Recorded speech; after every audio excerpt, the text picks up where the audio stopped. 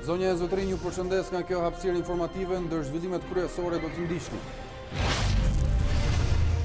Studentët rifilluan protestën, ata u rikthyen para kryeministrisë duke kërkuar anulimin e ligjit për arsimin e lartë. Edi Rama thotë se protesta është marrë peng dhe sipas tij studentët po mbyllin me dhunë auditore. Kuvendi nuk do të ndërpres pushimet për të votuar ministrat e rinj. Majorancës do t'i duhet pres presidentin Meta për emrat e tjerë, por presidenca thotë se nuk ka vend për shqetësim pasi ka ende kohë. Struktura e posaçme antikorrupsion do të ketë 15 anëtar. Në mbledhjen e parë Këshilli i Lartë i Prokurorisë u la afat një muaj kandidatëve për të aplikuar. Gara ndërkohë pritet të jetë e vakët pasi prokurorët i druhen cënimit të privatësisë. Unë jam Arlin Disa, ky është Ditari orës 19 këtu në A2 CNN, ku ndër të tjera do të ndiqni. Deklarata e Ramush Haradinajt se kufiri midis Kosovës dhe Shqipërisë është hequr sipas parimeve të Schengenit ka nxitur reagime të ashpra në Beograd. Analistë ndërkohë vlerësojnë se krijimi i shteteve të mëdha në Ballkan nuk do të ishte i mundur pa luftë. Parlamenti britanik voton në 15 janar marrëveshjen për Brexit, të arritur me Bashkimin Evropian. Theresa May pretendon se Brukseli do të japë siguri për çështjet që shqetësojnë parlamentarët britanik. Mbi 200 deputet i kërkojnë kryeministres britanike që të shmangë opsionin e largimit pa marrëveshje. Me 6 lojtar nga Shkëndija e Tetovës konfirmohet kursi i ri kombëtares shqiptare të futbollit, por vëmendja është përqendruar tek talentet shqiptare nga Maqedonia.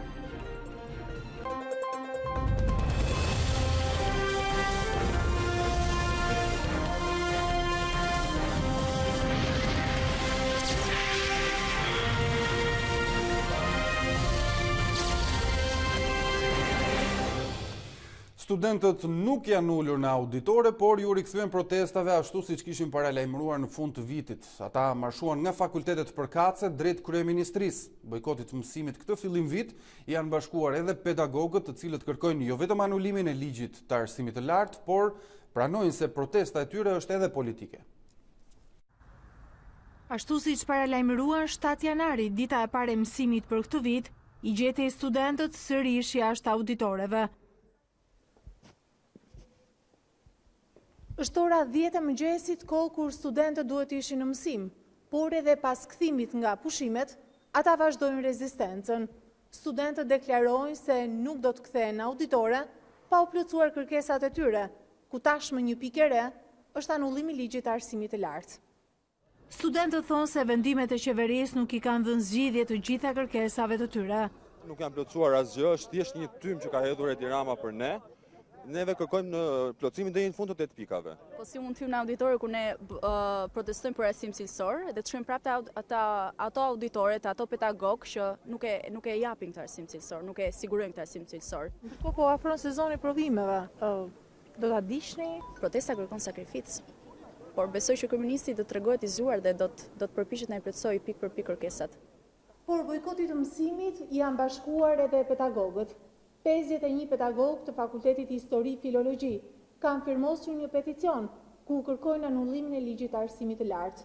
Sipas tyre, nëse kjo nuk do të arrihet nga Ministria e Arsimit, ata refuzojnë, ashtu si edhe studentët, të hyjnë në auditore. Kemi një lloj kaosi në administrimin e menaxhimit të arsimit të lartë për shkak të 2 drejtimeve që i jep ligji, kompetencave, mos funksionimit të bordit të administrimit dhe mos eficienca e sistemit të arsimit të lartë. Ideja për mua është që ligji duhet bjerë poshtë. Por për herë të parë, një nga pedagogët e Universitetit Politeknik ka artikuluar se protesta është politike dhe kërkon ndryshimin e sistemit. Studentët duan ndryshim sistemi. Dhe më në fund do kemi dhe një demokraci, pasi kjo që kemi nuk është demokracia e parë punës. Atëherë kemi një protestë tashmë edhe politike? Për mua ka qenë politike që ditën e parë. Për shkak të bojkotit masiv në fakultete, ende shumë student nga rrethet nuk kanë ardhur në Tiranë, ndërsa të rinjt që rinisën protestën thonë se pavarësisht pjesëmarrjes do të jenë çdo ditë para kryeministrisë, të gatshëm edhe për të humbur sezonin e parë të provimeve. Problemet e sistemit të arsimit të lartë i kanë bërë studentët edhe më krijues. Një nga momentet më të këndshme të protestave janë padyshim pankartat dhe banderolat. Protesta e parë për vitin 2019 ka nisur edhe me një dhuratë për kabinetin qeveritar. Ndjekim Marcela Kara.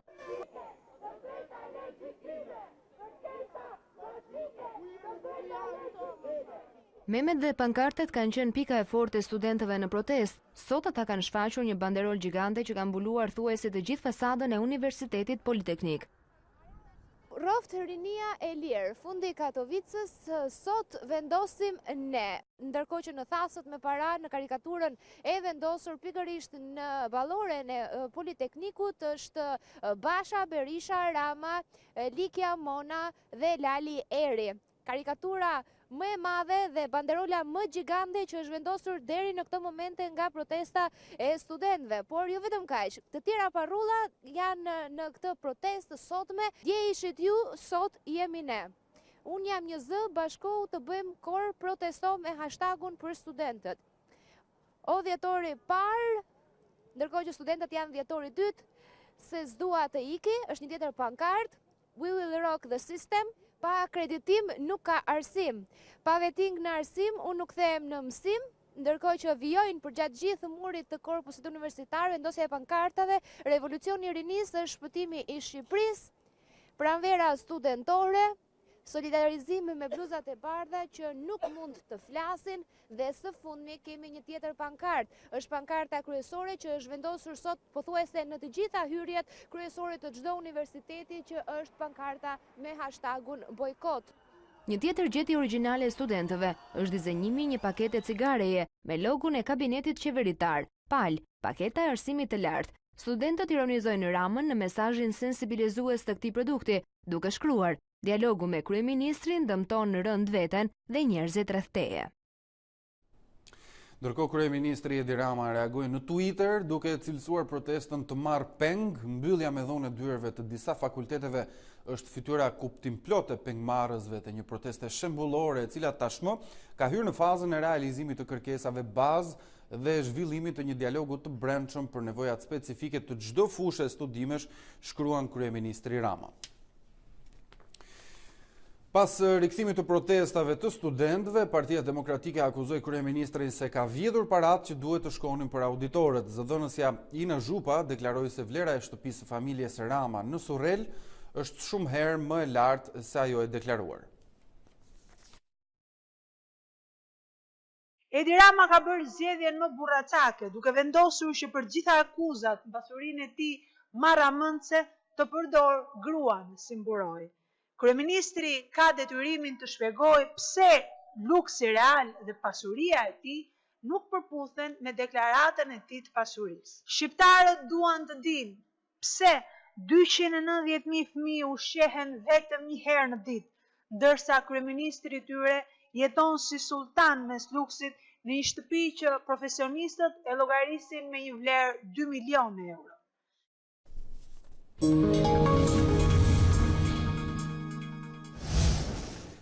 Prokuroria e krimeve të rënda dërgoi për gjykim në gjykat dosjen ndaj të ashtu quajturit grupi Habilaj. Në dosjen në fjalë janë 9 të pandehur, të cilët akuzohen për grup të organizuar dhe trafik droge.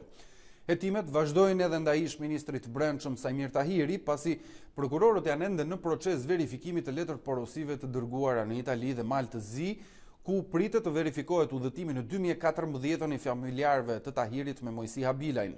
Të kushtëzuar nga përfundimi i çdo afati procedurial hetimor, prokurorët u detyruan ta konsiderojnë të mbyllur hetimin për grupin që ndodhet i arrestuar në Itali për llogaritë prokurorisë së Katanias.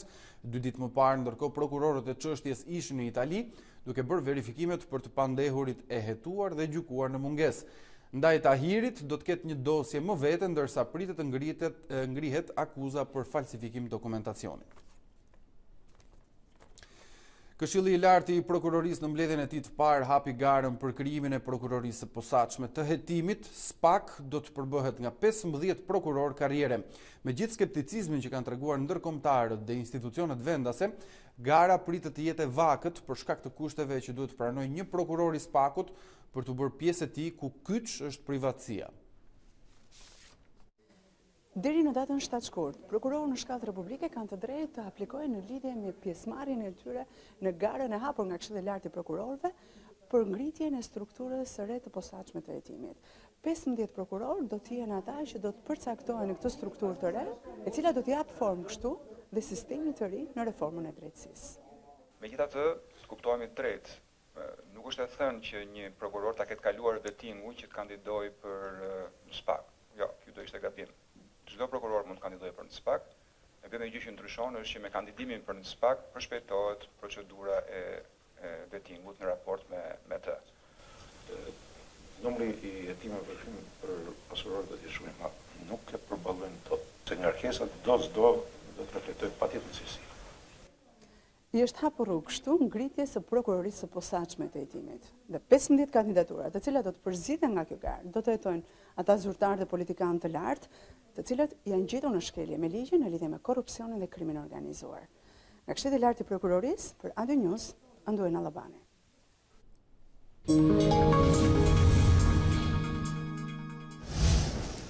Procedurat e reja për të gjithë ata që kanë fituar gjyqin në Strasburg dhe presin të marrin parat nga shteti shqiptar, që nga ky muaj, krahas lehtësirave, ekziston dhe rreziku i djegjes së këtij fondi parash. Artur Metani, avokati i shtetit, sqaron për A2 CNN detajet të ndryshimit të ligjit. E ndjekim. Që për këtij muaji, të gjithë ata që kanë fituar një dëmshpërblim deri në 10.000 euro, pas gjyqjeve kundër shtetit në Strasburg, do të mund të marrin parat menjëherë, pa kaluar nëpër burokraci. Kuvendi i Shqipërisë ndryshoi vitin e kaluar ligjin për avokaturën e shtetit, ku për herë të parë saktësohen procedurat që ndiqen pasi shteti shqiptar humb gjyqjet ndërkombëtare. Në masën 10.000 euro janë drejt për drejt të ekzekutueshme. Pra momenti që lind detyrimi për zbatuar vendimin, avokati i shtetit njofton ministrin e financave, e cila ka detyrimin që të bëjë publik listën e personave që përfitojnë nga ky vendim. Por për të marrë parat, ka dhe një afat limit, i përcaktuar për herë të parë me ligj. Personat të cilët dalin në këtë listë duhet të dorëzojnë dokumentacione përkatës në Ministrinë e Financave brenda 30 ditësh, dhe nëse brenda këtyre 30 ditëve nuk arrin ta plotësojnë dot për arsye të ndryshme, Ministria e Financave fondin e caktuar për të zbatimin e këtij vendimi e nkurtoson për një periudhë 6 muajore. Nëse edhe mbas deri 6 muajsh informacioni nuk ka ardhur apo qytetari nuk ka arritur të plotësojë, nuk e sjell dokumentacionin e kërkuar, atëherë fondi i kalon buxhetit të shtetit. Fatura e lartë pas humbjeve të çështjeve në gjykatën e të drejtave të njerëzit ka bërë që kuvendi të kërkojë periodikisht llogari nga avokati i shtetit, ndërsa ndaj zyrtarëve që kanë vonuar zbatimin e këtyre vendimeve të kësaj gjykate do të ndërmerren masa administrative. Por sa zgjasin në kohë procedurat nëse dikush i drejtohet Strasburgut dhe cilat janë çështjet më të shpeshta për të cilat shqiptarët janë drejtuar kësaj gjykate? Detajet i sjell Elona Gjylmi. Të shkruash një çështje për gjykatën evropiane është njësoj sikur të shkruash një libër në vetvete. 2 deri në 5 vjet, kaq është koha që i duhet një qytetari të marrë drejtësi nga Gjykata Evropiane e të Drejtave të Njerëzit, pasi ka dështuar në strukturat vendase. Suela Mneri, dikur agjente e shtetit shqiptar në Strasburg, sot mbron qytetarët përballë shtetit në këtë gjykatë. Ajo ka dërguar mbi 40 çështje, kryesisht për të drejtat e pronësisë. Kjo lloj kategorie kauzash rezulton të ketë tejkaluar dhe afatet standarde të kësaj gjykate.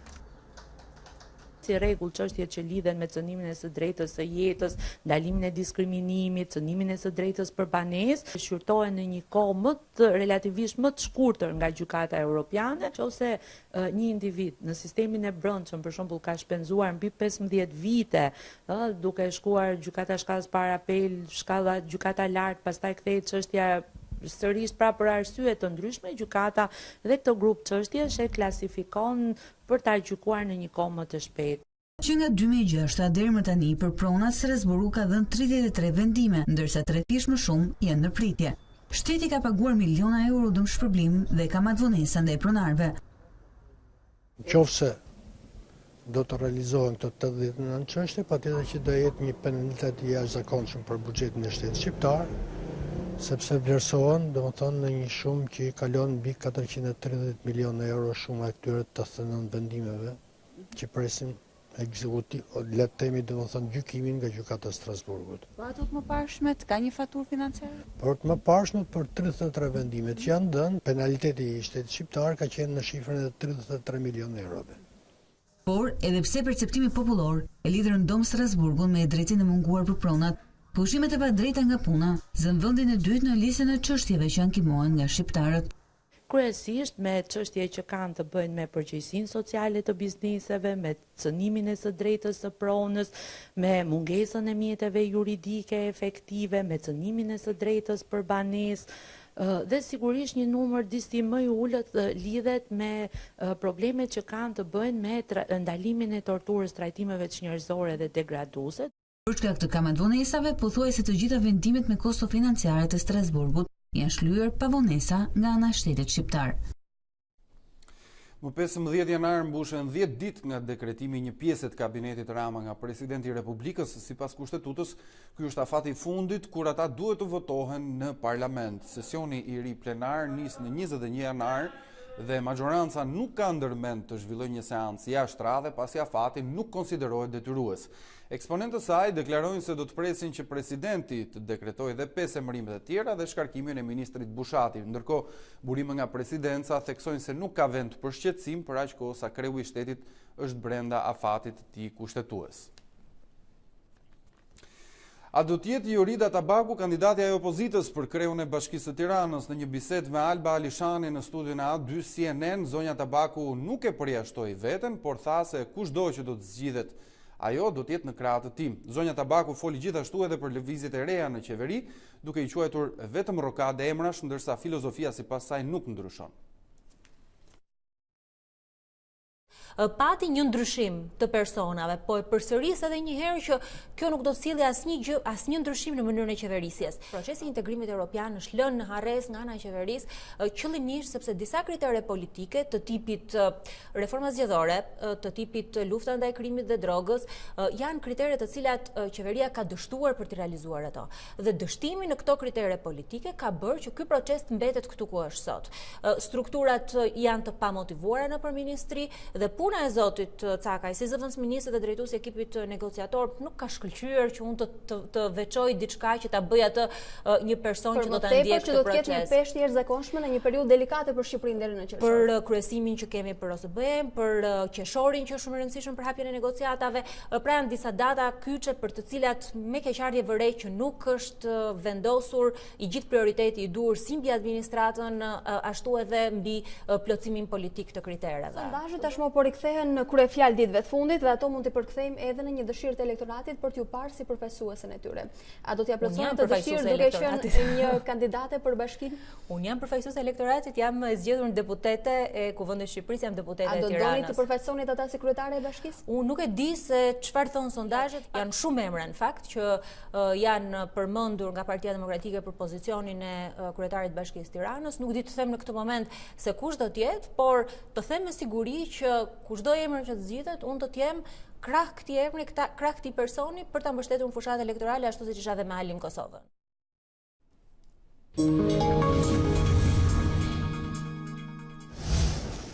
Me fillimin e 2019-s kanë hyrë në fuqi ndryshimet në taksa dhe tatime që qeveria miratoi në dhjetor. Ato do të jenë të vlefshme për të gjithë vitin 2019 dhe prekin ligjin e TVSH-s, ato të procedurave tatimore, tatimin mbi të ardhurat dhe ligjin për taksat kombëtare. Ka hyrë në fuqi paketa fiskale 2019, e thënë ndryshe ndryshimet në taksa dhe tatime. Ndryshimet kryesore kanë të bëjnë kryesisht me procedurat tatimore, tatimin mbi të ardhurat, tatimin mbi vlerën e shtuar dhe taksat kombëtare. Ajo që ndryshon është ulja e dividendit nga 15 në 5%, një masë nga e cila përfitojnë aksionerët e kompanive të mëdha. Gjithashtu rritet nga 130.000 në 150.000 lekë në muaj, paga që tatohet me 13%, një masë nga e cila përfitojnë qytetarët me të ardhura në këtë fashë të ndërmjetme. Ndryshime ka edhe tek tatimi mbi vlerën e shtuar, ku TVSH-ja ulet për një kategori mallrash e produktesh nga 20 në 6%, rritet për reklamat në media, si dhe përjashtohen nga pagesa e kësaj takse disa produkte të tjera kryesisht në sektorin e bujqësisë.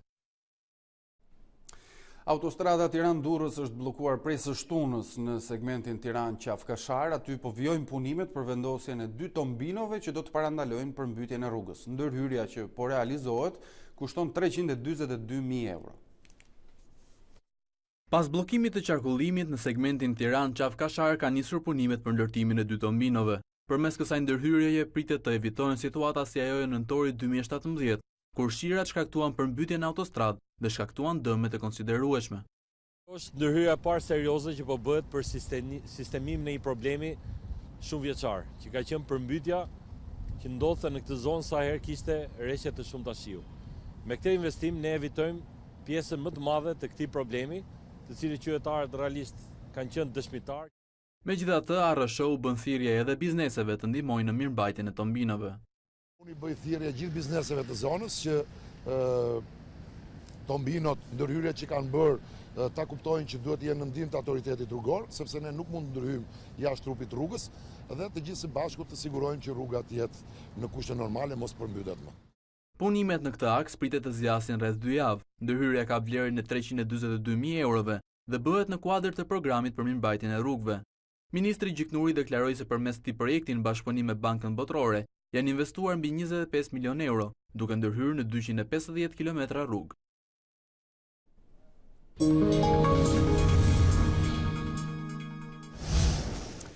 Fjalët e Ramush Haradinajt kanë shkaktuar reagime të ashpra në Beograd. Kryeministri i Kosovës Tase Kufiri, Kosovë-Shqipëri është hequr sipas parimeve të Schengenit. Analistët ndërkohë vlerësojnë se krijimi i shteteve të mëdha në Ballkan nuk do të ishte i mundur pa luftë.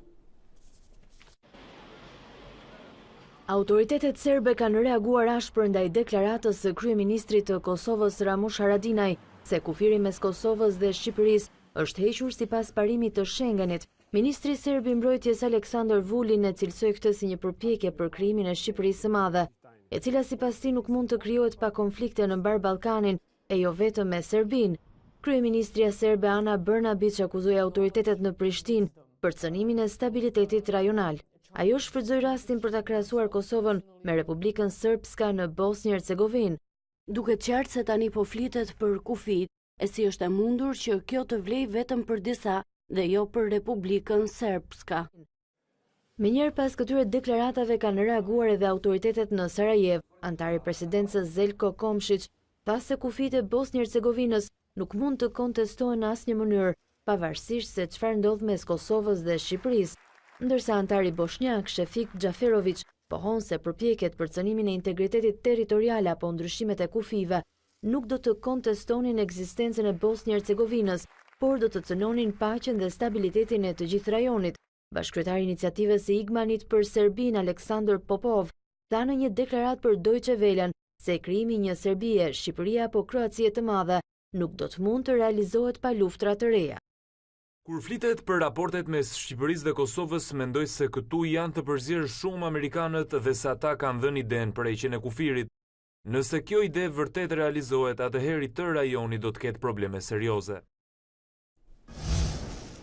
Rreshjet e dendura të dëborës shkaktuan vdekjen e 7 personave në Alpet Evropiane gjatë kësaj fundjave, ndërsa skiatorët u përballën me rrezik të lartë urtëqesh në Austri, Gjermani dhe Itali. Ekipet e shpëtimit po kërkojnë për disa persona që janë shpallur të zhdukur në pjesë të ndryshme të Alpeve. Turistët ndërkohë janë paralajmëruar që të shmangin përdorimin e pistave për ski. Alarmi për ortek bëri që rrugë të ndryshme të zonës së Alpeve Evropiane të mbyllen. I ftohti arktik nuk ka prekur vetëm zonat malore të kontinentit evropian, por është shtrirë edhe më gjerë në qytetet kryesore të Austrisë, Gjermanisë dhe Italisë. Parlamenti Britanik voton në 15 janar marrëveshjen për Brexit të arritur me Bashkimin Evropian. Kryeministria Theresa May pretendon se Brukseli do t'jap siguri për çështjet që shqetësojnë parlamentarët britanik, ndërsa mbi 200 deputet i kërkojnë asaj që të shmangë opsionin e largimit pa ujdi. Data është vendosur dhe nuk do të shtyhet. Me 15 janar Parlamenti Britanik voton për marrëveshjen me Bashkimin Evropian për Brexit, ndërsa debati për këtë çështje fillon të mërkurën. Në muajin dhjetor, kryeministria Theresa May shtyu këtë votim në një përpjekje të qartë për të fituar kohë dhe mbështetje. Shefja e qeverisë së Londrës pranoi hapur se marrëveshja për Brexitin me BE-n do të rrëzohej nga deputetët nëse dërgohej në parlament në atë kohë. Megjithatë, tani ajo pretendon se situata ka ndryshuar. Ka pasur lëvizje nga Bashkimi Evropian dhe unë kam folur me liderët evropian gjatë kësaj periudhe. Ne do të vendosim masa që do të jenë specifike për Irlandën e Veriut. Do të propozojmë një rol më të madh për parlamentin, ndërsa futemi në fazën tjetër të negociatave. Ne do të vijojmë punën për të garantuar siguri të mëtejshme nga Bashkimi Evropian, lidhur me shqetësimet që janë shprehur nga deputetët. Pavarësisht këtij qëndrimi, Brukseli bëri të ditur edhe një herë se marrëveshja për Brexitin nuk do të rinegociohet. Ndërkohë mbi 200 deputet kanë nënshkruar një letër dërguar kryeministres Theresa May, duke i bërë thirrje që të përjashtojë largimin pa marrëveshje nga BE. Ujdia mes Londrës dhe Brukselit përfshin kushtet e divorcit dhe strukturën e marrëdhënieve të ardhshme pas Brexit. Nisi si lëvizje mbar popullore për të shprehur zemërimin e qytetarëve për reformat e qeverisë në Francë, por tashmë e lekët e verdh po shkojnë drejt një orientimi tjetër. Jacqueline Murad, përfaqësuese e krahut liberal të lëvizjes, njoftoi se ka nisur puna për krijimin e një partie politike. Objektivi i këtij subjekti të emërtuar Lëvizja Emergjente është një reformë e madhe fiskale dhe rikthimi i rendit social në agjendën politike. Një sondazh i kryer së fundmi tregoi se nëse lekët e verdh do të merrnin pjesë në zgjedhjet në Francë, do të arrinin deri në 13% të votave. Lekët e verdh janë mbështetur mesatarisht nga 70% e popullsisë në të gjitha protestat e tyre.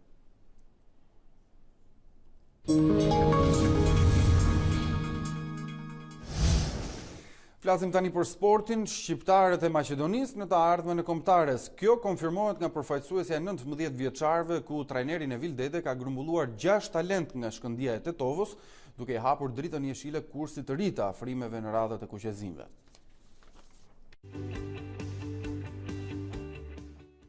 Talentet të rinj për të vijuar rrugën e përfaqësimit të shqiptarëve kudo që ndodhen, alternativa cilësore dhe yje të perspektivës për kombëtaren kuqezim me shqiptarët e Maqedonisë që tashmë janë kthyer në fokusin kryesor.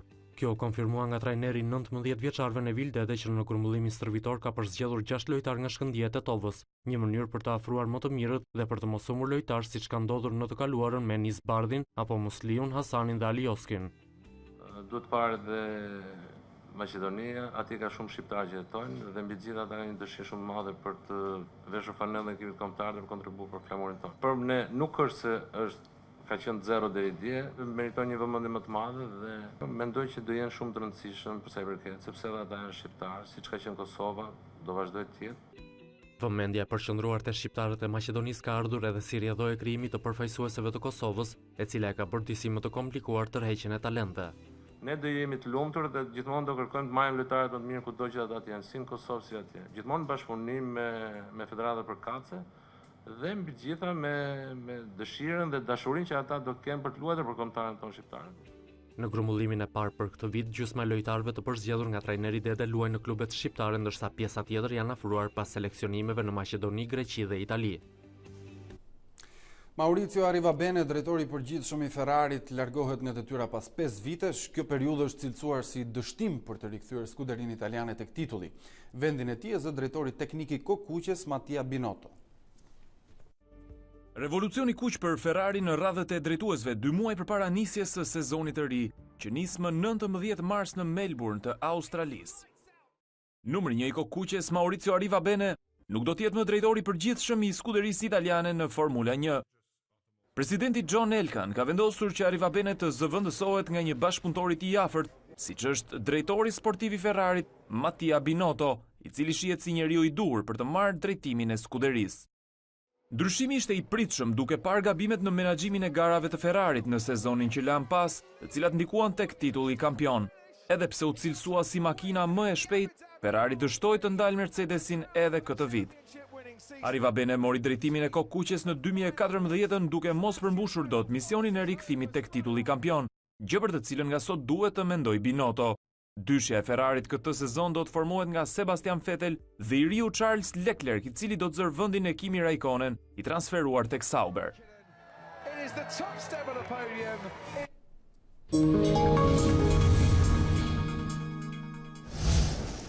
Rreth 1000 vende thesare të trashëgimisë botërore rrezikohen nga ndryshimet klimatike. Venecia apo Yellowstone mund të mos ekzistojnë më nëse nuk merren masa. Alarmi vjen nga drejtoresha e UNESCO-s.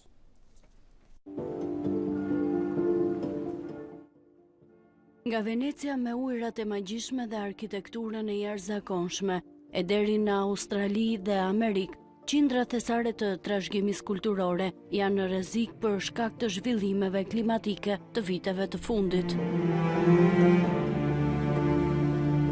Alarmin për këtë situatë ka dhënë drejtoresha e UNESCO-s, Mehdi Rosler.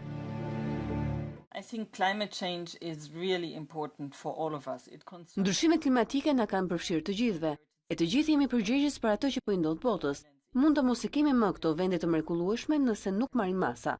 Shtetet duhet të marrin masa për të mbrojtur thesaret e tyre, por çdo kush nga ne ka misionin e vet në ruajtjen e këtyre vendeve. Deri më tani në listën e vendeve që rrezikohen janë renditur 1000 lokacione të shpërndara në të gjithë botën, e shkak për shkatërimin e tyre mund të jetë ngrohja globale.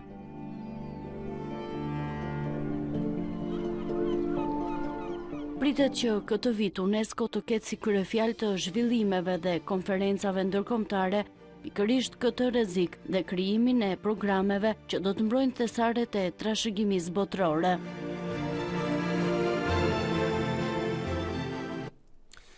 Hoqi dorë nga froni për hir të dashurisë. Kjo është historia e mbretit malajzis i cili u arratis në Moskë për të martuar me të dashurën e tij modele. Nga ana tjetër edhe Oksana Veovodina bëri një sakrificë dhe u konvertua në islam.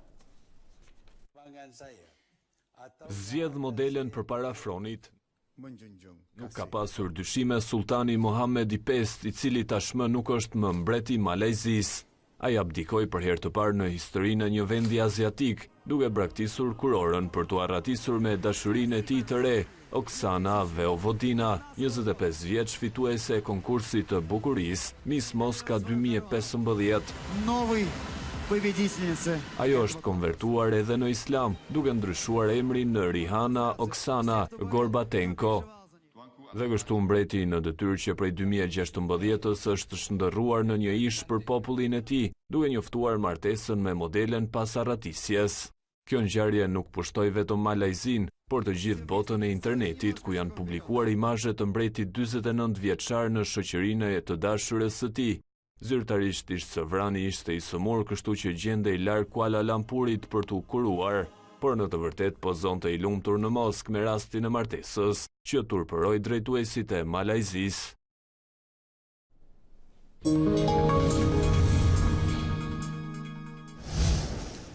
Tapeti I kuqit I ceremonisë të çmimeve Golden Globes u pushtua nga veshjet elektrizuese dhe shumë ngjyrshe. Lady Gaga dhe Nicole Kidman ishin me syjeve të veshur më bukur.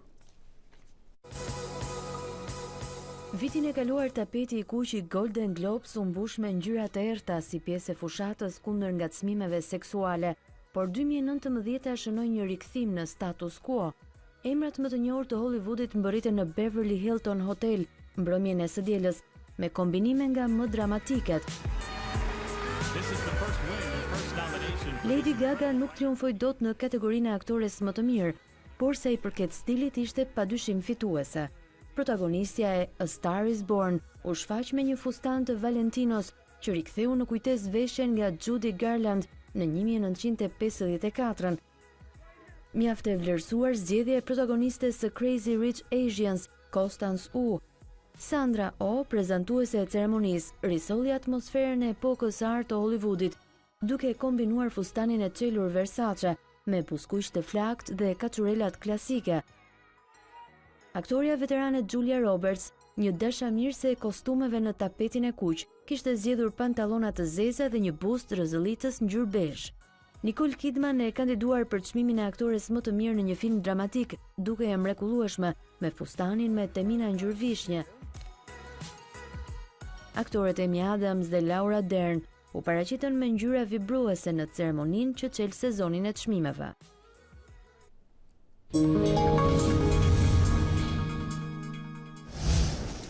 Mirë, do të mësojmë tani se si do të jetë moti për ditën e nesërme. Mirëmbrëma të nderuar shikues, jemi sërish së bashku për të njohur me kushtet e motit për ditën e nesërme në territorin shqiptar dhe në rajon. Pjesa e parë e ditës mbetet e kthjellët në të gjithë vendin, por pazitja do të sjellë vranësira fillimisht në zonat veriore të Shqipërisë dhe gradualisht në mbrëmje vranësirat fuqizohen duke sjellë rreshje dëbore thuajse në të gjithë territorin shqiptar. Dëbora do të zbardh edhe Bregdetin veri perëndimor, përveç zonave malore, ndërkohë në pjesën tjetër të Bregdetit, duke përfshirë dhe Kryqëzitetin, parashikoj që të shfaqen flokë dëbore apo dëbore shkrir. E gjithë kjo situatë parashikoj që të ndodhë nesër në mbrëmje nga ora 9 deri pak pas mesnatës, kur temperaturat do të rriten pas mesnatës dhe rreshjet e dëborës në ulësirën perëndimore do të shndrohen në shira. Për sa i përket temperaturave, sonte në mbrëmje ato do t'ulen ndjeshëm, rënje e cila vion më e theksuar gjatë mëngjesit të së martës, duke shënuar sërish minimumin në -13 apo -14 gradë Celsius, por rritje të lehtë sjell mesdita dhe mbrëmja e së martës, duke bërë që rreshjet e shiut dhe të dëborës të përfshijë të gjithë territorin shqiptar, kjo kryesisht gjatë natës dhe së mërkurës. Por si parashikohet moti në rajonin e Ballkanit. Edhe Ballkani dominohet nga vranësira dhe rreshje të dëndura dëborë në veri të tij, të cilat gradualisht gjatë ditës së nesërme do të zbresin drejt Ballkanit jugor, ku nortë e mbrëmjes përfshin edhe jugun e Ballkanit, konkretisht Malin e Zi dhe territorin shqiptar. Temperaturat në rajon nesër do t'ulen me 2-3 gradë, duke variuar sërish nga -19 apo -20, vlera më e ulët në rajonin e Ballkanit, deri 7 apo 8 gradë Celsius, maksimumi që pritet në jugperëndim të tij. Kjo ishte gjithçka e përgatitur në lidhje me kushtet e motit për ditën e nesërme në territorin shqiptar, por edhe në rajon. Për informacione më të freskuara, na ndiqni në adynews.com. Bashkë mirupafshim. Mirë, këtu ishin përditësimet e fundit sa i takojnë motit, ne ndërkohë shohim bashkë edhe një herë titullat kryesor të këtij edicioni. Studentët rifilluan protestën, ata u rikthyen para kryeministrisë duke kërkuar anulimin e ligjit për arsimin e lartë. Edi Rama thotë se protesta është marrë peng dhe sipas tij studentët po mbyllin me dhunë auditoret. Kuvendi nuk do të ndërpres pushimet për të votuar ministrat e rinj. Majorancës do t'i duhet pres presidentin Meta për emrat e tjerë, por presidenca thotë se nuk ka vend për shqetësim pasi ka ende kohë. Kuvendi nuk do të ndërpres pushimet për të votuar ministrat e rinj, majorancës do t'i duhet të ndërpres presidentin Meta për emrat e tjerë, por presidenca thotë se ka ende vend dhe nuk ka vend për shqetësim.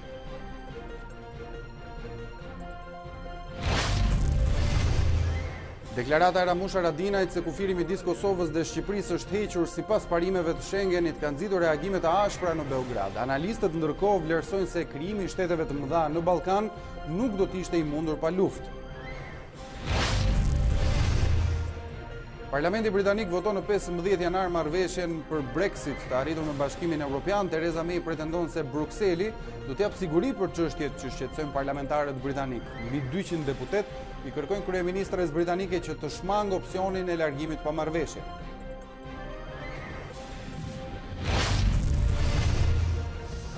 Me 6 lojtarë nga Shkëndija e Tetovës konfirmohet kursi i ri kombëtares shqiptare, por vëmendja është përqendruar tek talentet shqiptare nga Maqedonia.